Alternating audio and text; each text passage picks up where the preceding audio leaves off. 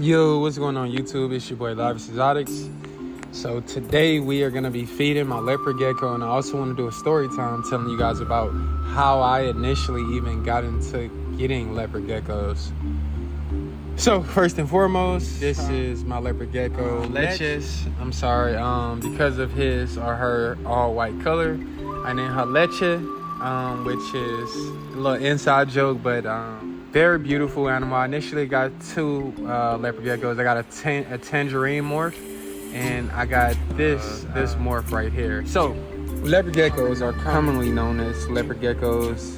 Scientific name, we're looking at Leopard macularius, which is a ground dwelling gecko native to the rocky, dry grassland and desert regions of Afghanistan, Iran, Pakistan, India, and Nepal. So basically the Middle East, guys. The leopard gecko is a popular pet, and due to its extensive captive breeding, it is sometimes referred to as the first domesticated species of lizard, which is not surprising considering how many people have leopard geckos and how many people actually breed leopard geckos. Leopard geckos were first described as a species by zoologist Edward Blyth in 1854.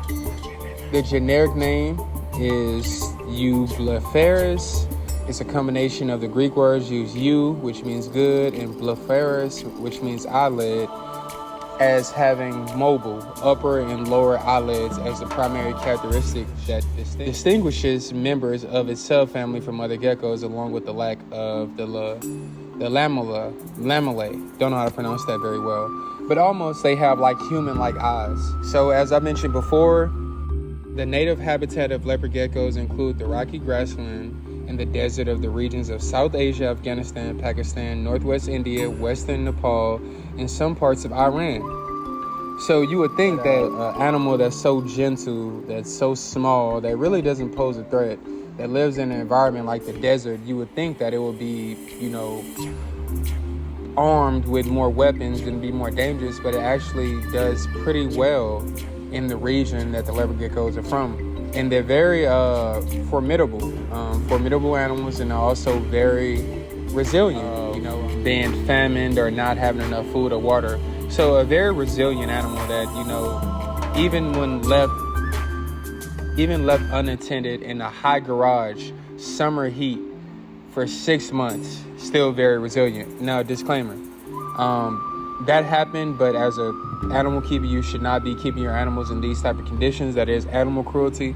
But what happened, what I just referenced, was a commercial breeder who accidentally, and I want to put emphasis on accidentally, left his leopard gecko. So do not leave your leopard gecko in a hot garage for 6 to 8 months, because you'll probably come back and it won't be alive. But in terms of describing the resilience of the animal is why I referenced that. So anyway, leopard geckos inhabit in arid and semi-arid areas with sparse vegetation and clay or sandy soils, as well as rocky habitat where crevices can be used as shelter. They reportedly avoid areas where the primary substrate is sand. Leopard geckos may also be found in arid forests of Nepal and Pakistan, where they are reported to shelter under loose bark of trees in these environments.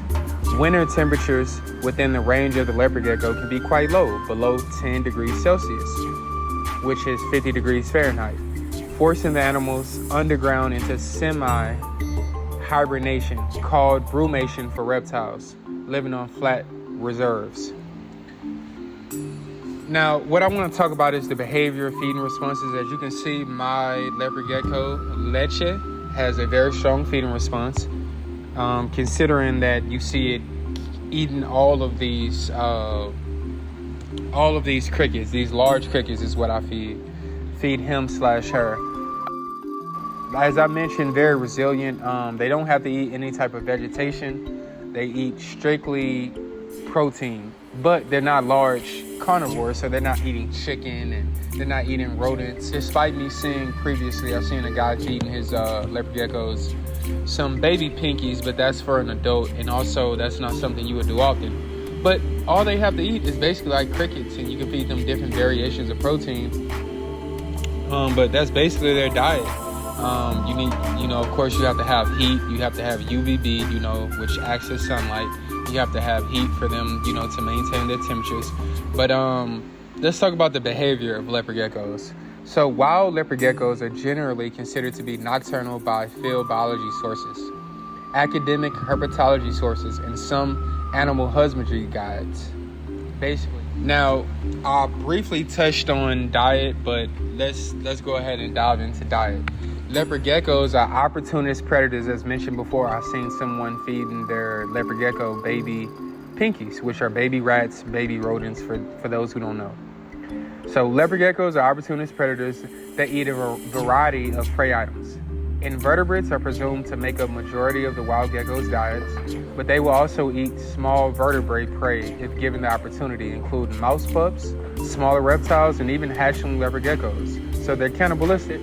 Breeders of captive leopard geckos report that in the specimens that are not fed quite well. So if you have a cannibalistic leopard geckos, I'm not going to assume that you're just not taking care of it, but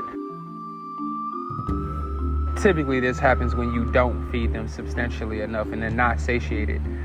Now we're going to talk about the characteristics of leopard geckos.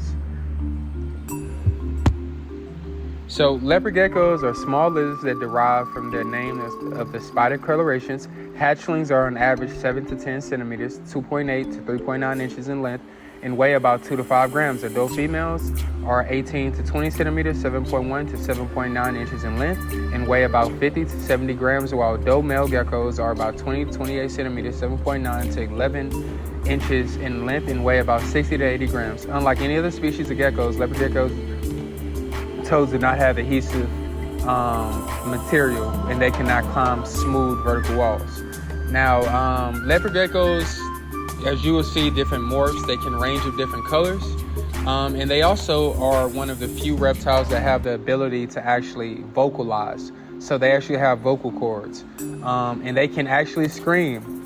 So I hope I provided enough information, and I thought that was a very cool characteristics that leopard geckos actually have vocal cords and they can actually talk. Yeah, that's very cool. Very cool, well diverse, well resilient, formidable, long-living leopard geckos. So in captivity, I want to finish off by telling you how long these guys live. So in captivity, they can live for more than 20 years. So if you're signing up to take care of a leopard gecko, you're not going to be doing it for just a few years. You're looking at a lifetime for some people. But thank you guys for watching. Make sure you like and subscribe and hit that notification bell. We'll drop you some content soon. Thank you.